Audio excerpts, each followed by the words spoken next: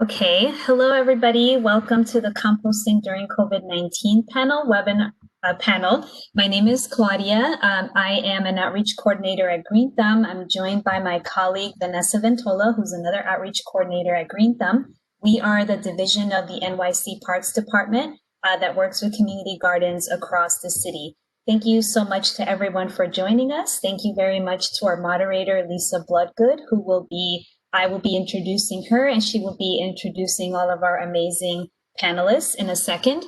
So we appreciate everybody tuning in. GreenThumb, as usual, is very grateful for everything you're doing to keep your community's gardens safe and healthy, continuing compost, and we, of course, definitely hope you and your loved ones are safe. Just a technical suggestion for the rest of this webinar. It's important that everybody please stay muted. Vanessa and I will be doing our best to keep everyone but the facilitator and the panelists muted.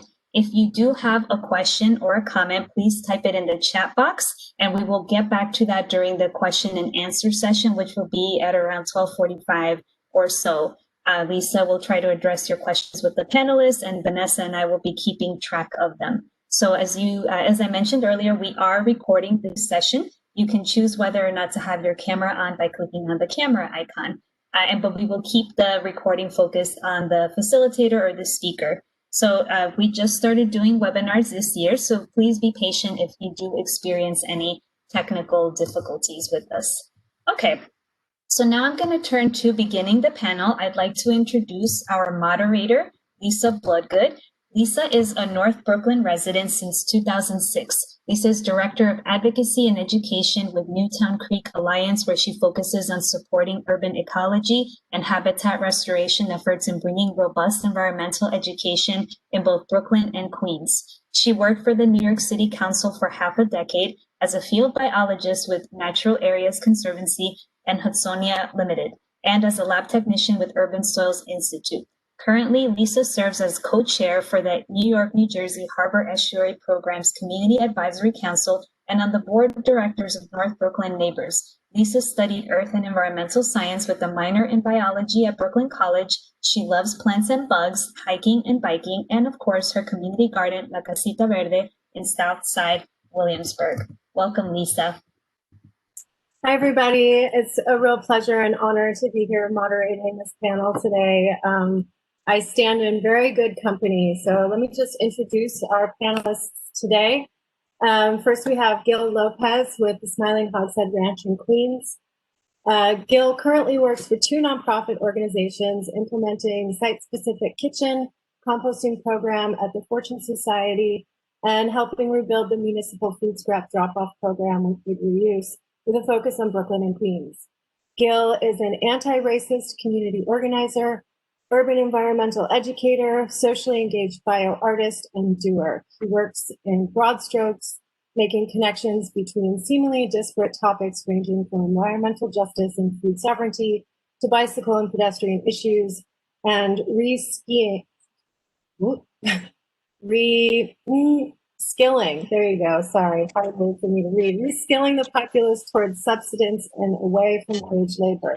He is passionate about the living soil food web, democracy in the workplace, and collective living. So, hello, Gil. Next, we also have Nando Rodriguez with Frank White Memorial Garden in Manhattan. And Nando was born and raised in New York City's Lower East Side and has also lived for several years in the Dominican Republic. Nando graduated from the East Side Community High School and earned a BA in Liberal Studies and Environmental Science from SUNY Purchase, and has a Master Composter certificate from the Lower East Side Ecology Center. Nando joined the Brotherhood Sister Soul in 2005 and is currently the coordinator of environmental programming. He is the co-designer of the Hotbox thermophilic composting system and has helped build hotboxes for PS 318, Rodell Garden, and Eastside Community Outdoor Park. Hello, Nando. And also with us today is Natalia Sucre from Q Gardens in Brooklyn. And Natalia has worked since 2010 on grassroots food justice and community composting projects in Flatbush, Brooklyn, serving as an active member in several local organizations, including Compost for Brooklyn, Sustainable Flatbush, and the Flatbush Farm Share CSA. In 2015, Natalia co-founded Q Gardens, creating and leading its community composting program with the stated mission of diverting food waste from landfill. She provides compost education and community composting technical support for several Brooklyn Queens Land Trust gardens, passionate about the power of local fossil-light composting to create both thriving soils and thriving human communities. Natalia undertook and completed the Farm Soil Apprenticeship at Earth Matter in this year of COVID-19. Natalia currently works as an academic librarian and mentor in the field of adult higher education. Welcome, Natalia. So it's really impressive panelists today. I'm very excited to host and facilitate this conversation. So welcome, everybody. I'm just going to jump right into some of these questions because we have a lot we want to cover. And I'm sure we could spend all day on this conversation. So I just wanted to ask you guys to, one after the other, talk about not only what composting looked like in your gardens prior to the COVID outbreak, but also how did that change once COVID struck? And then even more so, what did you do when the city paused its composting and brown bin collection?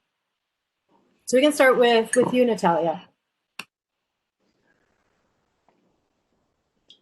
To unmute.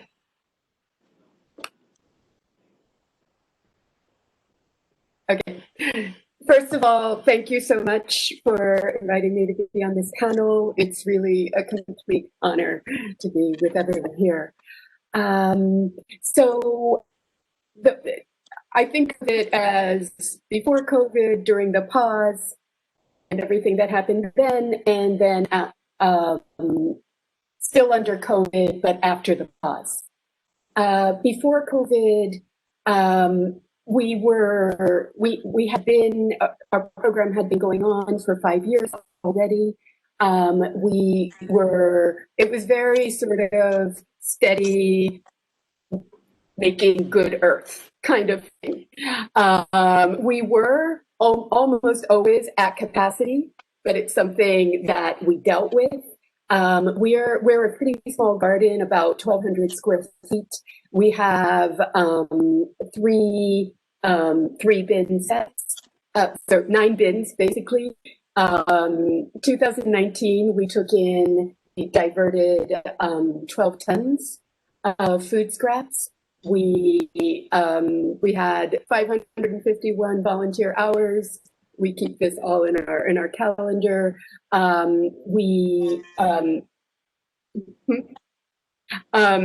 So things were sort of bursting at the seams in a way, but very steady, very established. We had a constant flow of volunteers.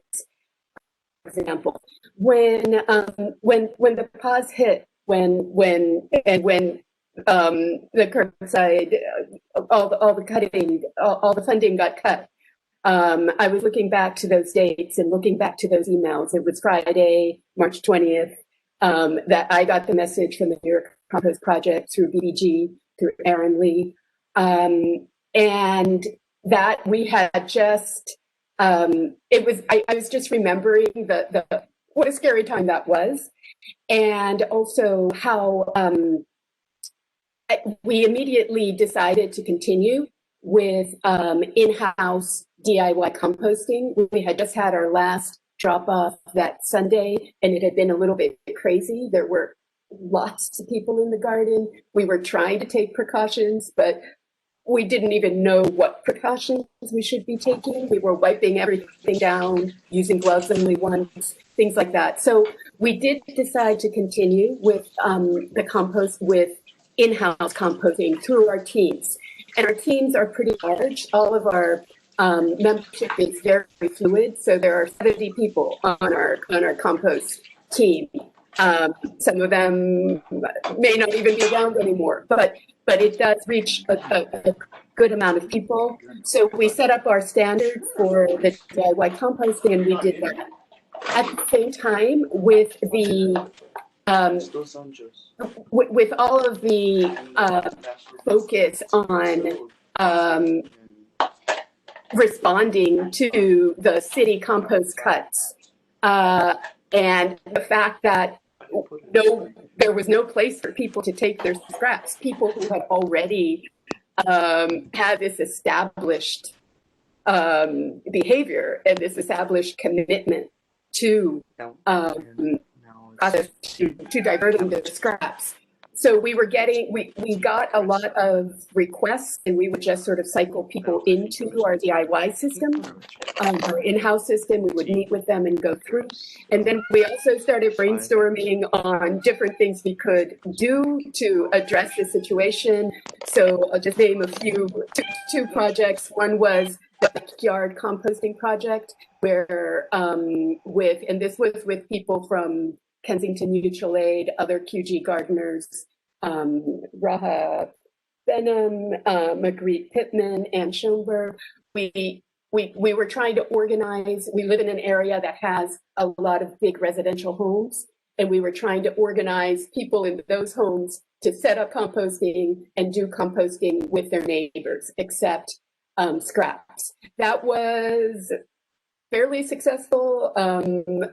Marguerite ended up taking that over, and she did pretty. She got a few people, a few households working on it, and then also we started focusing on with some other community gardens like Corey Tegler, Marion Ewan, sort of nearby gardens. We started focusing on thinking about how to collect residential food scraps in buildings and connect them to local processors, to local haulers, like even if they were commercial. And that's something that we're still working on and that I think has a lot of potential. So basically for me, the change, what happened with composting, then we opened at the end of June. We were getting really, really overwhelmed. We were getting 800 pounds of food scraps a week. We couldn't handle that. We reached out to Big Goose, Gil, who was just going back to reached out to us, and we set up a partnership, not only with our garden, but with other gardens and pickups, so that we have a little more ease. We can send our overflow. So, so for me, what's happened with compost is that there's been sort of an opening to greater networking, and I think that is all to the good, and also things being out of place a little. Like there seems to be more interaction between the different, I guess, silos of composting. So that's my sort of short answer. That's the epic journey. And I think that's right. I've experienced so much of that, like opening of networks as well with compost and other things. So I'm going to give it over to Gil right now, because you mentioned him at the end of your experience. So I think you guys merged nicely. So Gil, you want to tell us what the garden was doing before before COVID, once COVID struck, and then once the city also suspended collection? Yes, I think I'm unmuted here, if everybody can hear me. Glad to be here. Thank you for inviting me to this panel. It's nice to be here with everyone. Before the epidemic started in early spring, my garden in Long Island City was gearing up for another season. We have 3-bin system that we maintain. We compost like 7 or 8 different ways at Smiling Hogshead Ranch, including a 3-bin system, our vermicomposting. We were gearing up to accept several tons of food scraps from Grow NYC. We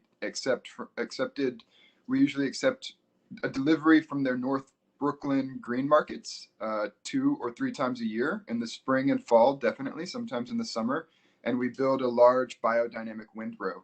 We were kind of trying to finalize the date for that, and everything kind of hit the fan, and we got the same email as all the other composting sites telling us that we were to close our site and to not accept compost, not accept food scraps, which is very difficult for Hogshead. One, because we love having our site open, and two, because we don't have a fence.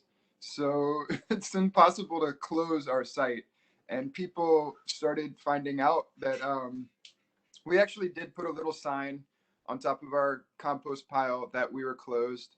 And that sign lasted for 1 day. And we decided this is ridiculous. You know, people are coming here after, you know, being turned away from so many other places. And we have a mission to further the ecological function of the place, and to continue to help our neighbors to act in a good way here in New York City. So we took that sign away and we started collecting scraps, and we started thinking about how we were going to do this. We ended up getting a 3-bin ASP, aerated static piles system, donated from QBG, Queens Botanic Garden, which was closing their operations. We had to install a solar panel.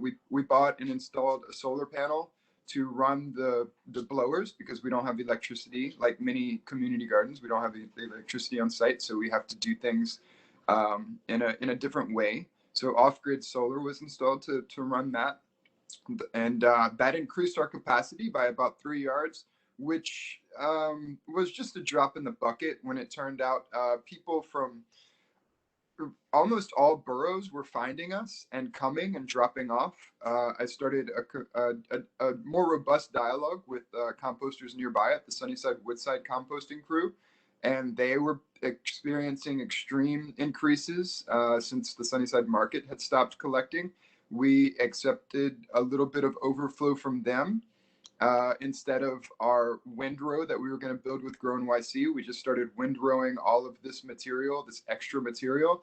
It made it extra difficult because, you know, one of the great joys that we have at Smiling Hogshead Ranch is hosting work days and getting people who are not regular parts of our community. We have an ad hoc community at Smiling Hogshead Ranch because we're in the middle of an industrial business zone. We're not in a neighborhood, a community like so many other community gardens. So we host events that that bring people in and bring them around a certain issue, whether it be pollinator plants or children's events in the soil, or building a big windrow together. And since we couldn't do that, we were relying on the members that we had already. And we kind of closed our membership for a minute because of the scare and because of our capacity. But then we opened up and we got more members. Our membership actually doubled, which we had to close again because it's hard to manage, you know, keeping a culture of our place with all these new people, and like also not wanting to get together too often. Not only were we not having public events hosting volunteers, but we really weren't having large events where members were gathering either. So it made it extra difficult to manage all of this excess food scraps. I worked with the Sunnyside Woodside crew. I encouraged them to open another site. And they moved towards a site that the city owned, that the city purchased last year. And they started a petition to start a new composting site. And that just wasn't moving fast enough. So I helped a group of Sunnysiders enter into a private property in Sunnyside that had been vacant for maybe over a decade. And we started composting. We had promoted a food scrap drop-off at the Green Market where it used to be. And lots of people came that first morning, and we started a new composting site. We lost access to that site that morning. We were only there for 5 hours, but we started a compost pile. We built a 3-bin system out of pallets, very crude. We planted lots of plants, and we established a food scrap drop-off every Saturday. And the food scraps that were dropped off there were transported from Sunnyside with a bike trailer and composted at Smiling Hogshead Ranch in our big windrow that we had established. We also started composting in vacant street tree beds in the community, particularly in the median of Queens Boulevard, and a couple other random tucked away places in the city where we would deliver browns and windrow, like lasagna style compost, these food scraps that we were collecting from our neighbors, and that helped a little bit with the capacity issues of our garden at Hogshead and at the Sunnyside Woodside. But in the end, this is a huge issue. A lot of people weren't finding out that they could drop off their food scraps and just were putting it in the trash in the landfill. So this is a huge issue for the community gardens that accept these food scraps, and this has been an issue for a long time. That these folks have been offering this what a lot of people see as a service, but we don't get paid for this. This is something that we do because we think it's important. And now, as the city had stopped providing the service, there was a lot of people that still felt entitled. We really actually changed a lot of our language around what we were doing. We never really asked for donations when people dropped off our food scraps, but at this point we asked for a sliding scale donation, and we encouraged and spoke to other folks. The Hellgate Farm was also collecting, and Astoria, and other folks were trying to get donations to actually fund what we're doing, because the city is no longer helping us with our browns. The compost project's no longer helping us with all this stuff that they used to help with, and it's a lot more work for the members that were really dedicated to this. So that's just, there's so much more to say, but I'll leave it at that. I know that we have other people. I really want to hear the stories of these other gardens. Thank you so much for engaging here. This is important to talk about and just get it off my chest. As I say it, I realize this is kind of a traumatic experience that we've all gone through and are actively living. Right now, as a matter of fact, the Parks Department is removing raised beds that the Sunnyside Woodside Composting Committee has built on that vacant lot that Parks owns, and they denied access to. They're removing the beds again. It's really crazy that we're going to sit here and talk about composting this during this epidemic, and we're actively being discouraged from doing this work on the ground in the places where we need to be doing it.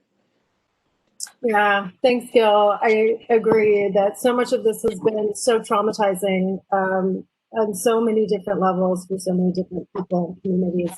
And I do want to get into the topic of, the city's support of compost and composters, but hold off on that for a minute because I want to get to Nando's story.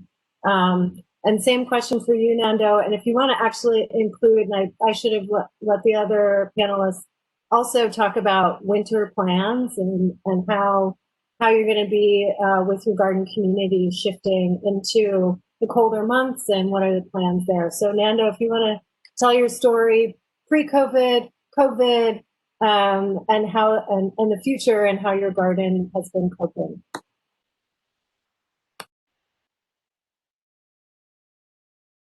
Okay, you guys can hear me? Well, first of all, thank you, GreenThumb and the GreenThumb team, for inviting me. It's a pleasure and an honor to be on this panel with my co-panelists. It's an honor to be with you guys here. And with you, Lisa, absolutely, the moderator, thank you all for having me here. So we're located in Hamilton Heights in West Harlem. And we're not the only ones composting. There's a lot of other gardens that are composting in that area. But the garden that I'm focused on with our organization, the Brotherhood of Sister Soul, they were not composting there, and there was no recycling system there. So since 2005, all the way up till before COVID, we were on a slow, progressive movement to engage in the community, to compost in that garden, but also to engage the residents to bring their food waste there. And it was a long process. My work particularly is focused to working with the young people in the community and educating them on sustainability and resources, the whole 9 environmental justice movement there. So for there, what we did, we started with 1 compost bin. We obviously do the hot box there. It's a thermophilic compost bin. And we just started to collect from local restaurants, local juicy bars, just small amounts.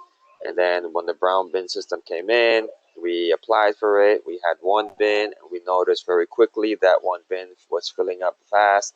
So we asked for 2, 3, and then we had 4 bins, and they would fill up really fast. So what we do is we take some of those food waste and we put it into our compost system to kind of teach and educate the young people, while also giving them employment to be there, to keep them off the streets, to keep them a part of the environmental community as justice holders, as freedom fighters for our community. So we started to have a lot of strong partnerships. Before COVID, we started to get really strong partnership with juicy bars and local coffee shops, collecting their coffee shavings, and the juicy bars collecting all of their food waste, and continuing to get residents to actually come into the garden and drop off their food waste in the garden, so that we can process it with our young people.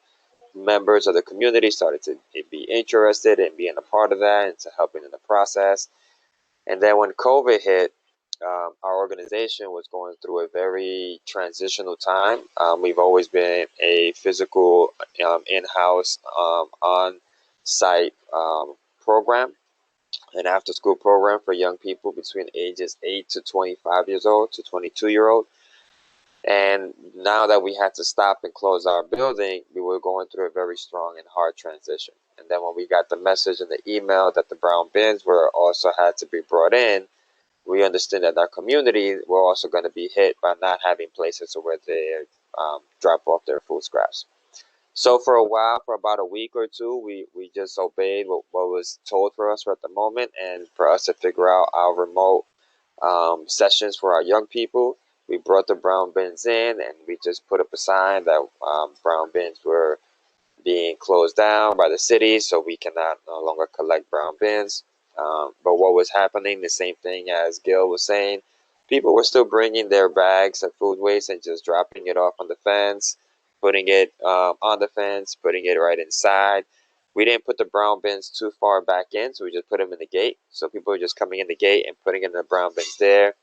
So we noticed that, people still want it. And then for a while, we were getting a lot of contact and phone calls, and people were coming over to the office when we had one person in the office, and just asking about where, are we still collecting food waste? Can we still drop off food waste? So for a while, it was just kind of like collecting people's information, and then eventually we sent out a email blast and decided to continue to collect our food waste at our food market. So our young people manage a youth food market on Wednesdays. So we decided to tell all of the people who we had contact with to drop off their food waste there, because we know there we have young people there to help manage and not have a lot of waste on the sidewalk in front of our garden, so that we can manage that process of drop off. And then we started to put out days that we were in the garden, because once the GreenThumb allowed us to open up for maintenance and for work inside, then we started to have other days where we can have people drop off their food waste. And like Gil, we never really charged anyone before, but because of the situation and the amount and the capacity of food waste that were coming in, we decided to ask for a donation as well. And our goal has always been to be an organization or an organization with a small, somewhat company, kind of like BK Rod and Common Grounds and Green Fern, where those are our role models. We want to be like them in West Harlem. And for our young people, we really want to just have a composting system or project program where we can hire young people to maintain and process all the food waste. And for the winter, just to get right quick into that question, we are currently building a larger greenhouse, so we can have our compost systems inside of the greenhouse, so that it can warm up our greenhouse during the winter, but at the same time, our young people can have somewhere to be at in the garden during the winter to continue to process food waste that is coming in. That's so cool. So that's actually a really great segue. Okay, so using the heat, the thermal energy that the compost produces to heat your greenhouse. That's brilliant, and I we should see more of that around the city. But that kind of speaks to what is the future of composting, and how can we take composting, in its most basic form. We're taking our food waste and we're creating this, soil amendment and this resource, but we're seeing these obstacles thrown in our way. And so if each of you could speak to maybe, how you envision the future of composting in New York City, but also if you want to speak a little bit as to your ideas on how to get us there. And is that something that we're going to be doing more through GreenThumb and the city agencies, or is it something that we need to really have supported by the next administration and by the city in a really meaningful way, or is it something else? This is where I'd really love to hear you guys share your vision and dreams and what's possible, and maybe what's also wrong. Go ahead, whoever wants to take it. I don't mind starting a little bit on that. I know Gil has a lot more ideas than I do, but I'm just a visionary at the beginning. I would say for me, I think that capacity has always been an issue for everyone and all the time. And I know Green Thumb and the city, they say they have this system or they have this process or this program or the project, whatever the case may be, but they know that they're not going to be able to do this alone. They're going to need community gardens. They're going to need organizations or people like ourselves here who are interested in the future of composting, the future of our waste system, and utilizing and resources and removing all of this energy into more sustainable, more um, capability to use for our community spaces. So I think personally, I feel like every community garden, or not every, maybe at least as much as possible, should have a lot of these programs or projects where equity can be, within that community. If the residents help sustain a composting system in their garden, a community garden, and those people can hire community gardeners to manage their composting system, go to the community local businesses to get more food waste and have them also, bring in and keep the equity within the community. I think managing a waste system within your community with the community gardens and having composting system in all of these gardens is one I envision, I see like a possible future plan. And I think that the best thing for me, I would say, you also, for me in our place, is that we give our young people jobs. This is an opportunity where we can hire our community, hire our own residents, hire our own people to maintain and manage, their own community, in at least in a small version of it.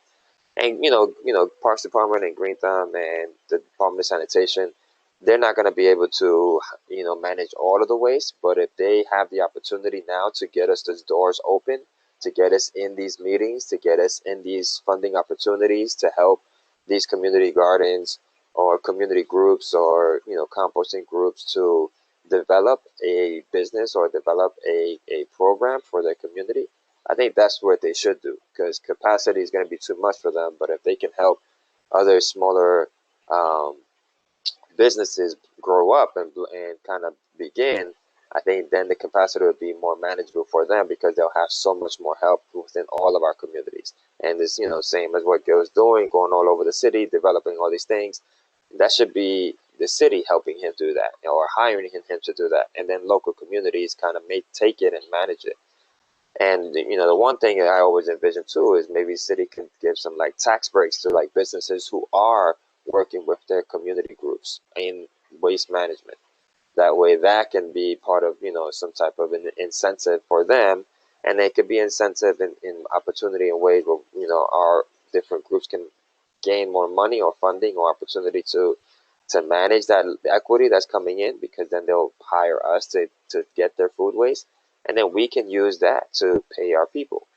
I think we have to think about local support, local um, equity, and keeping the equity locally, and keeping young people and keeping old people and keeping everybody working together and maintaining our own communities. Yeah, that's really great. Just reminded that some of the groups that you mentioned earlier, BK Rot, Common Ground, and some others, they're forming a trade association for micro haulers, which would really help bring some of the those shared resources to a larger group. So it's really exciting to see like what can happen when groups start working together. And yeah, okay, so I'm not going to go on about it, but Natalia, I'd love to hear from you. Yeah, I really loved everything Nando was saying. And but for me, one of the big points of the community gardens is the local processing. And for me, the goal is local management of food waste as fossil light as possible. And I think that's what the community gardens demonstrate and teach about, as well as engaging, obviously, the community. And the whole thing about, community gardeners being paid or not, community gardeners are many things. And I completely agree that we need to create green careers for youth, for the people who are doing this work. But in my garden, it came up whether we should do a sliding scale at this point, because we actually wanted to support Nurture BK, who was, and we wanted to give them our overflow, but we didn't just want to give it to them. So we wanted to encourage a possible business model on the one hand. And also there was pressure to to show that this job, that this was work, that this wasn't just a service, and so on. In the end, we said, oh, we'll ask for donations, but it didn't stick. Because in our garden doesn't function that way. That's not the ethos of the garden.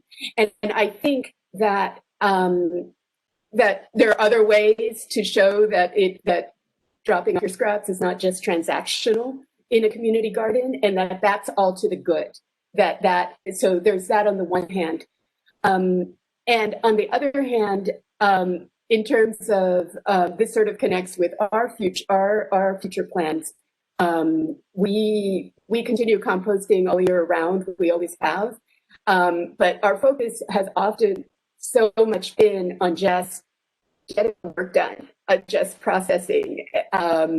And now that we have this relationship with Big Reuse, which is it's a nonprofit that is government funded and to an extent, we don't have worry about our overflow so much. So we're going to do more education, which we had stopped doing in a really active way because we couldn't take more. So we weren't looking to do outreach. So we're going to do more education. We're going to focus more on processing in the right way, on making good compost, and on trying to figure out projects like the static pile. We do have solar power. We could do that, or a windrow. I don't know if we could manage that in our garden, which is very small, but we would love that.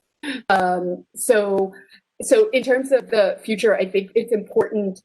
The local aspect is very important, and to push government funding.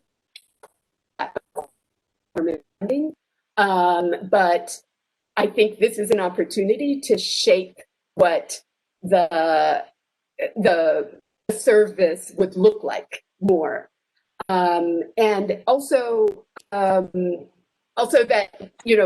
I think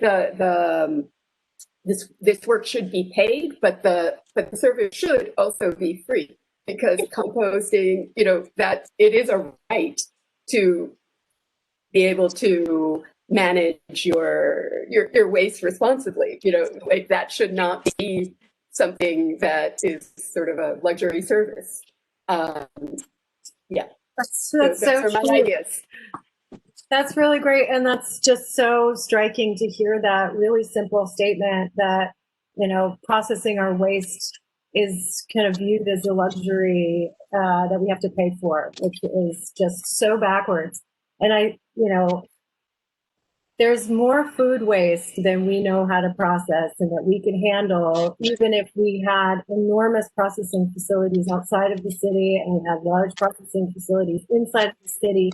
We still would need the efforts of every single garden and every individual to really even handle all this waste. So there's plenty to go around. And I just also have to comment on this, the shifting of our economy into, green jobs and climate mitigation and adaptation, and composting plays an important role in all of that. And so I really appreciate you touching on that. And I'm sure Gil will as well, but, really thinking about how we are shifting as a city and as a civilization into, the next generation of how we are managing our waste, producing resources, managing our resources, and respecting our planet. Okay, I will stop. And just wanted to add one more thing about the jobs. I mean, these kinds of jobs for youth they're green jobs, but they are also jobs that teach about leadership in a different way, about cooperation. It's not just a job, it's a different kind of job that engages on a much deeper level. Very true, on a community-wide level, and in a way that, this whole panel has been this talk of how these networks keep growing and fanning and spreading, and it's like bringing our youth into that mindset of networking. And when you're at work, you're also solving problems for your community and improving your community. So it's really, it's much more than just a job. Very, very, very true. Gil, I'd love to hear your thoughts on how we can, what's the future of composting and what needs to be done to get us there? Sure. So I have a lot of thoughts on this. I'm going to try to condense them down a little bit, but I'll start just by saying diversity of tactics. This is something where any ideas they're plausible. Let's bring everything to the table. Let's do it all. Let's work together. Let's work separately. Let's just tackle this from every single angle. Let's get into the commercial hauling. Let's build up the residential. Let's build the community scale to where it's almost industrial, like at the Big Reuse site and the Earth Matter sites and Red Hook added value sites. But I think that as we move forward, there's lots of room for volunteers still. There's always going to be room for that in any sort of charitable, nonprofit, mission-driven work that we do that comes from our heart. It has to start with just us taking care of our own waste. But then as we move on to dealing with the waste of other people who don't have the time, the energy, the experience, the knowledge, the know-how to do that. And to be honest, a lot of people just don't have the space. We don't have, even if we do go out of our way to have a little worm bin in our apartment, we're not going to be composting all the food scraps that we create. So we have to put them somewhere else.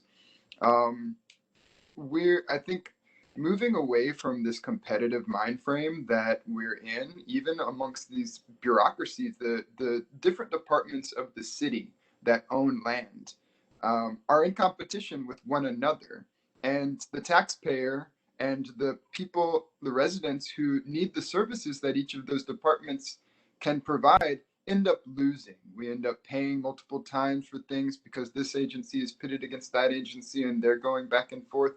For example, right now, the Parks Department is saying that composting is not a mandate, and they want Big Reuse's site under the Queens Bridge to be gone so they can park some trucks. They're not dedicating space back in the park along the East River for the Lower East Side Ecology Center's composting site. It's really frustrating to think about how these two agencies, both under the mayor's office, are not playing well to allow us to do what we need to do. Last year, in June of 2019, the city council passed a bill that said that the New York City is in a climate emergency. And we're not acting like that. We can't talk about these things and then not actually put them into practice. There's a lot of words that we can use for that, but it's not right. It's unjust. And I think it's about the time that we're going to snap into an understanding that we have to move into the reality of this climate emergency. This is not a political football to be punted back and forth between administrations coming in and out. This is something that we have to deal with on a personal, on a household, on a community level, a neighborhood scale, and at a city scale. Our different solid waste advisory boards, the Brooklyn Swab, the Queens Swab. The Brooklyn Swab has this beautiful plan to have, or proposal to have community scale composting sites like big reuses, like Red Hook's added value, community scale big composting sites in every community district in New York City. Every single one, whether they're very upper class community district or whether they're a poor and politically a district that doesn't have a lot of political power and clout. And these are the ones that we've been sending our trash to for such a long time. The city passed a bill a couple of years ago, the Waste Equity Bill. And little to no movement is being made on these. We pass these things and we pat ourselves on the back and we move on and we pretend like they never happened somehow. Our legislators get to kind of just forget. The commissioners in charge of making it happen just gets to forget. And here we are, the people that care, the people that are we're working with the business end of shovels and pitchforks and wheelbarrows and in the muck and the mire. And we don't forget. And we're about to unfortunately, we're going to have to bring this to the people in power.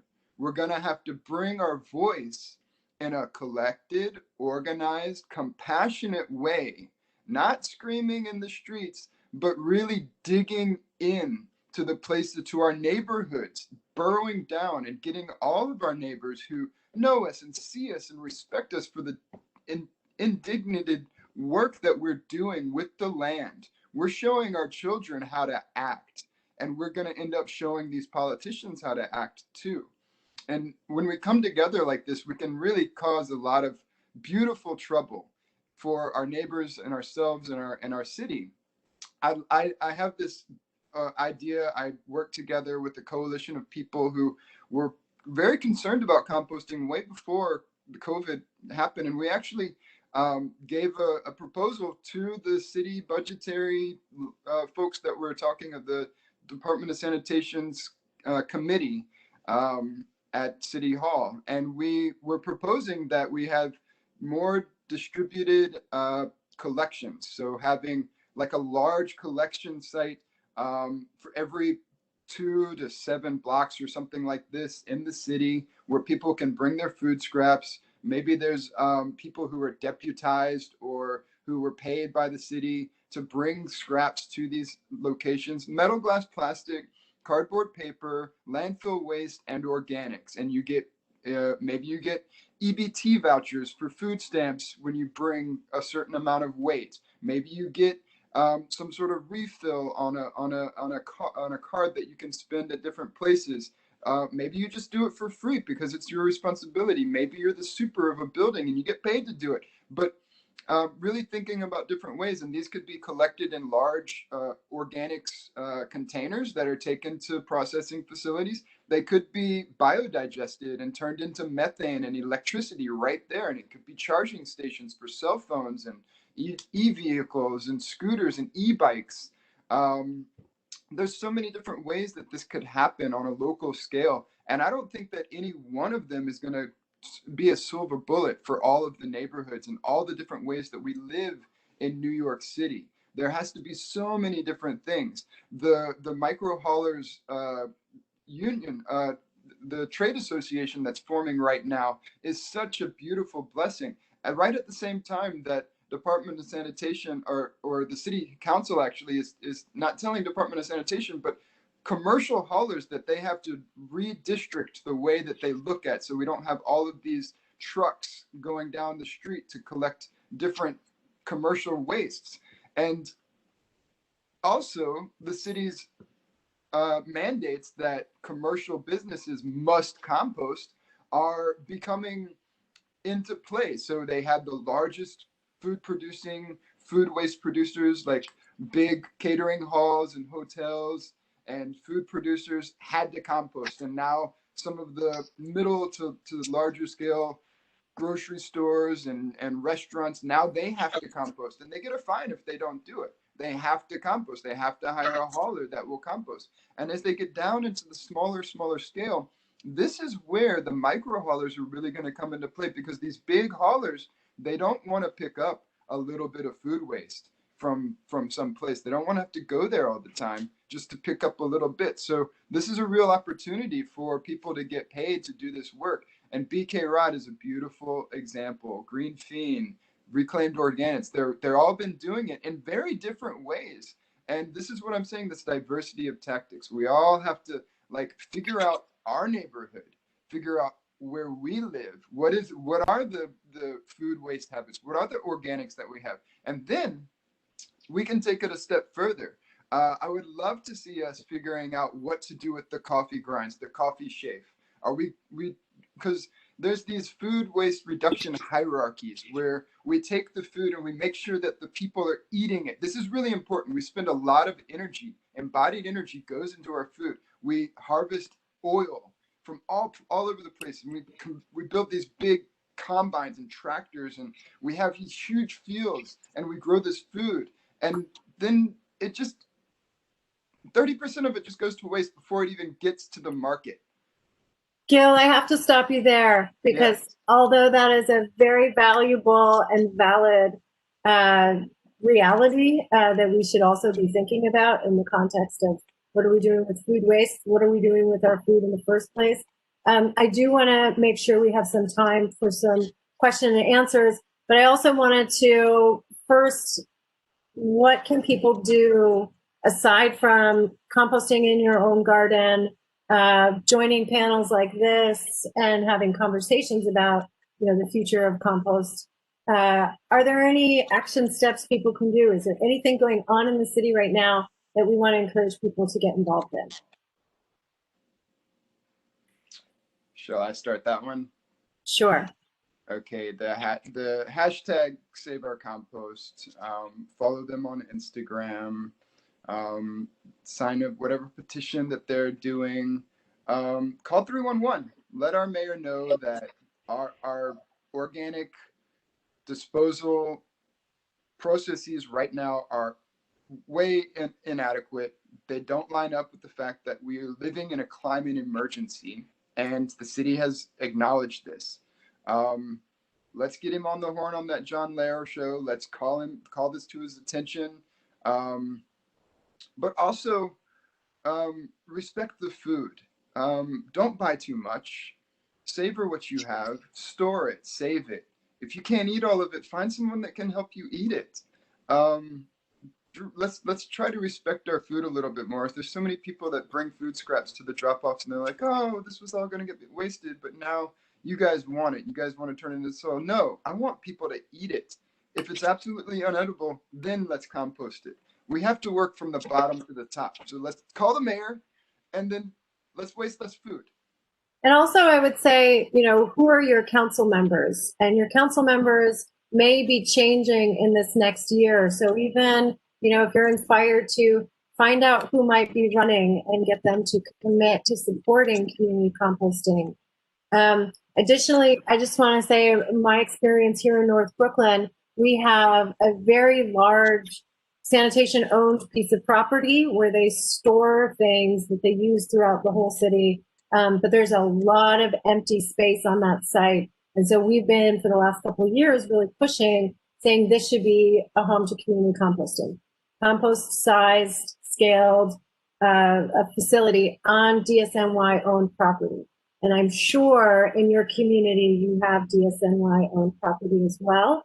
And so finding where that property is, giving your council member a call, calling 311, calling the mayor's office, all of those things, even like tagging hashtag Save Our Compost, bring attention to what the opportunities are out there for more composting, not just on GreenThumb sites. We love GreenThumb, and we love that this is an opportunity to provide a space for this process and development of this resource, but there's got to be a bigger and better answer. And so in our remaining 5 minutes, Natalia and Nando, if you want to share anything else, or if there's any questions, you can put them in the chat. I see Dimitri is going nuts with links and suggestions as well. So thank you, Dimitri. Lisa, I was just gonna add, definitely, what you're saying is, in this social media world, trend setting is definitely a big thing, and taking pictures of when you're doing something positive, when you're taking compost to your local garden, when you're actually processing compost. I agree with Gil. Try to reduce the waste that you have already by eating it all or not buying as much. But if you do have to, like taking pictures and putting the hashtag on it, but everything positive, showing your kids the compost, take a picture of that, post it up.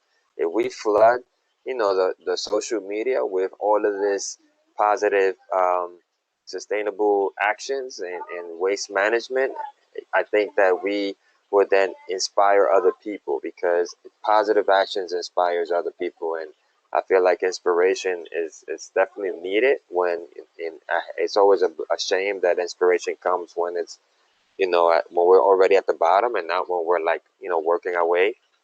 But if we're working our way here, let's inspire as we go. So I agree with everything Gil said and Lisa, but taking as many pictures and get engaged with your local community garden. If they don't have a composting system and you're very inspired into it, talk to them and see if you can start one. And there's plenty of people who will help you do so. So That's exactly right. And I even had to put it in the chat. I love this. That's so true. It's like, you got to keep inspiring people. And the more inspiration we can concentrate and kind of shoot out to not only, the universe, because that's what we do, but, to our political leaders. We need political will. We have to keep the pressure up. So we have 2 minutes left till 1 o'clock and we're out of time. I guess maybe I should just thank everybody now. Thank you, GreenThumb, our hosts, for providing the opportunity for this incredible panel. I'm just looking at the chat here about Christmas trees and leaf collection and things like that. Good tip, leave your leaves, if you have a backyard space, leave your leaves on the ground. Really important for our insects and beneficial pollinators. That's where they live and make their nests over winter. But if you have to move them, I have no idea if DSNY is collecting them this year. So maybe keep checking their website for that. Yes. Can I jump in there? DSNY is not collecting leaves this year. There are several designated leaf drop areas around the city. They do have a map. If you go to Department of Sanitation's yard waste page, they have the map there. But they clearly state that they're not collecting leaves this year. They're not having that going on. It's really unfortunate, but this is the state we're in. Yeah, many community composting sites would benefit from having your leaves, and while they're not collecting, these community composting sites aren't getting as many leaves from the compost project because we just don't have as much as they used to. Yeah. Well, Gil, Natalia, Nando, GreenThumb team, thank you for being incredible leaders in the community. We really appreciate everything that you do. I think that's a hot box that Nando's showing us, but yes, nice. Visit us in our gardens. We'd love to see you, especially, this coming season. Hopefully it's safe. So have a wonderful day and weekend, everybody. Thank you so much. thank you guys. Have a nice day. Thank you, Lisa, and to all our panelists. We are very grateful for you. Thank you.